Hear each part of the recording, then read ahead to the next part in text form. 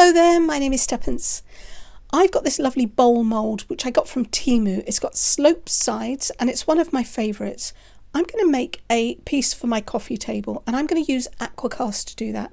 So I've got 35 mils of water, and to that I'm going to add 100 grams of the powder, a little bit at a time, making sure that I just stir it all in and get rid of any lumps, trying not to stir too many bubbles in at the same time. Now, I love using Aqua Cast. It makes a change from having to wear full PPE. The only thing I do wear is a dust mask when I'm actually weighing out the powder. Otherwise, I don't really need any gloves or a respirator, which does give me a bit of a break from when I'm doing resin. So I've mixed all of this in now, and I'm just pushing against the side to get rid of any lumps and tapping on the table to try and release some of the bubbles. So as you can see, I've only mixed up a little bit, and I'm going to add some of these silver glass chips to this because I want to just pour this in one place. I don't want these to go all over my bowl. They're not even going to go all the way around the rim. I'm going to show you what I'm going to do to make sure that I get these in the place that I want. But first, I just want to make sure that I stir them and get all of them coated with Aqua Cast. They need to be embedded in the Aqua Cast. Right, so I have my bowl. I'm going to use a couple of spice jars. I just want something that I can lift it up, and I'm going to put it in the supports of the bowl. They've got these little struts across the bottom. So if I can just prop this up, I'm trying to get it so that it is at an angle so that the rim is resting on the table and it's pretty secure resting at an angle. So just keep playing with this until I get it. There you go. And I think that's pretty stable. So now I'm just going to pour this into my mould, and I want this to stay along the bottom. So I don't want it to spill out, which is why I've only mixed up a little bit. And I'm hoping I've got just the right amount. It looks like I have. So I'll scrape all of that out. Now I'm banking on those glass chips dropping down and resting in a kind of semicircle, I don't know, in an arc across the bottom. They should fall to the bottom of the mould, and then I can sand that back a little bit like terrazzo. At least that's what I'm hoping. So let me just scrape all of this out, and then I need to leave this to set before I can start adding the rest of it. So I'm going to give it a little tap. Hopefully get some of those bubbles out, make sure it all settles. I don't want to go poking around with a stick in there to make sure that I don't have any bubbles along that edge, because the glass will scratch the mould. Alright, so now I leave this. It's been a couple of hours now. This is all completely set. I'm going to take it off of the spice jars and lay it flat on the table. I'm being really careful, trying not to separate the cured Aqua Cast that's in there from the mould. As you can see, I've now got this wedge along the side. Now I need to start filling up my bowl. I've mixed up some more Aqua Cast, still not enough to fill it up in one go. There's 200 grams of powder and 70 mils of water in here. I'm just making sure that I get rid of any of those lumps again, get it all mixed in. And I'm going to add a silver marbling powder. This is like an ultra fine pigment powder. It's a kind of floating silver. So I'm going to mix that in just enough to get rid of the powder that is on the surface. I want this to be a marble effect. So I'll stir it in just a little bit. And then I can start to add this to my bowl. And I'm going to pour this over the top and let it run down the sides. The Aqua Cast is looking pretty thick, and I'm hoping that that means that that mica powder is not going to mix in. I'm going to end up with streaks and blobs, which is what I'm looking for. I want a marbled effect. So I'm going to tip this and make sure that it runs all around the bottom of the bowl. I don't want to be putting any sticks in there and stirring it to make sure that there are no bubbles along that edge. Otherwise, I'm just going to blend all of that colour in. Alright, I'm going to let that sit for a minute. Then I've mixed up a little bit more powder, adding some more of that mica pigment. That way I get lots of layers as I keep adding this to the bowl. So I'm going to continue to do that until it is all full. You can see that I am tapping the edges of the bowl, I'm banging the table, trying to bring up any of the bubbles and just make sure that it all levels and fills the whole of that mould. All right, I'm just trying to move this onto the table a little better. Now you can see that silver has floated up to the surface, but hopefully by filling this in layers, I'm going to have streaks of colour all the way through the bowl. Now I'm wishing I'd put some of these glitter chips in the bottom, so I'm going to add them now. Hopefully they'll be heavy enough to sink through, and then they'll be seen from the inside of the bowl.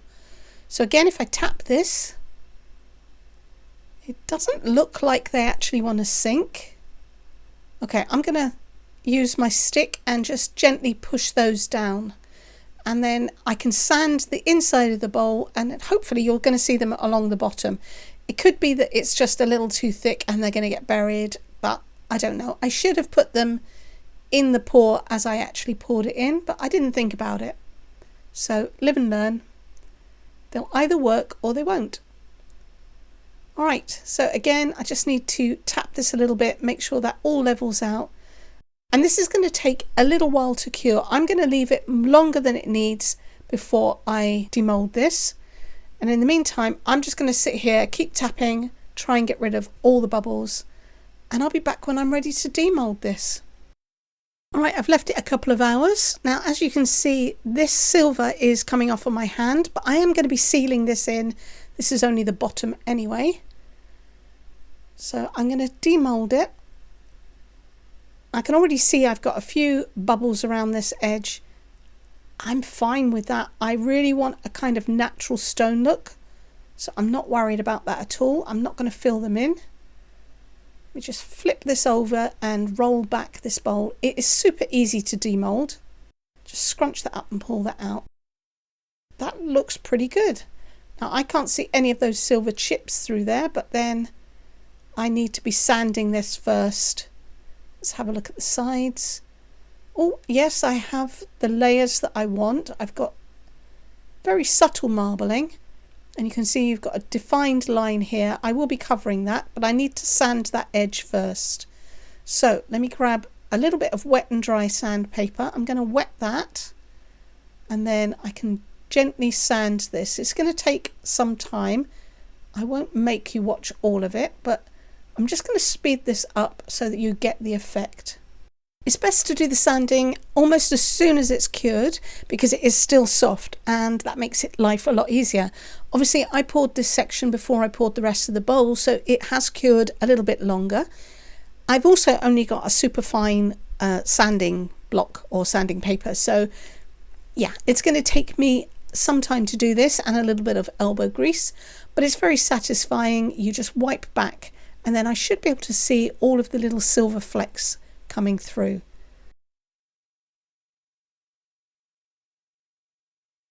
I finished sanding that now, and you can see I've got lovely sparkly chips shining through there, but I don't have very many in the bottom. I've got a little bit here, but not here.